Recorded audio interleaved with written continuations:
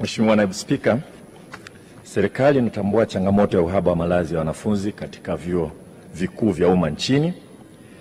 Na katika kukabiliana na changamoto hiyo, serikali inaendelea na ujenzi wa mabweni mapya 26 katika kampasi 12 za vyuo vikuu vya umma nchini. Mabweni haya yakikamilika yatakuwa na uwezo wa kuhudumia wanafunzi 5987 kwa wakati mmoja. Ujenzi wa majengo ya mabweni hayo unatarajia kukamilika mwaka 2026.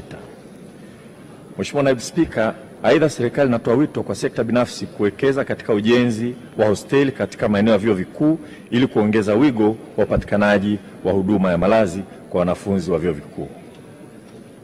Mheshimiwa Naibu Spika, ni kweli kama alivyosema Mheshimiwa Dr. Nahato kwamba naye ni mpiganiaji sana wa maslahi ya vyuo vikuu hapa nchini, kwamba tunahitaji kuwa na uhakika zaidi wa sehemu za kulala. Kwa sasa hivi chuo ambacho tuna uhakika 100% wanafunzi wakienda wanaweza wakapata sehemu za kulala ni UDOM, Chuo Kikuu Dodoma. Vyuo vingine ni wastani wa 30% mpaka 50%.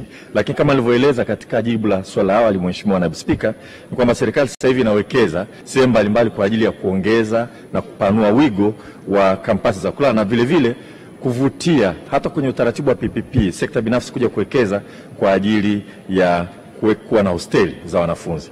Kuhusu swali lake la pili la nyongeza, Mheshimiwa Naibu Spika, Mloganzila ni pakubwa, ni kweli, na tayari napo ni sehemu ambapo tunafanya upanuzi kwa ajili ya kuongeza makazi ya wanafunzi. Mheshimiwa Naibu Spika.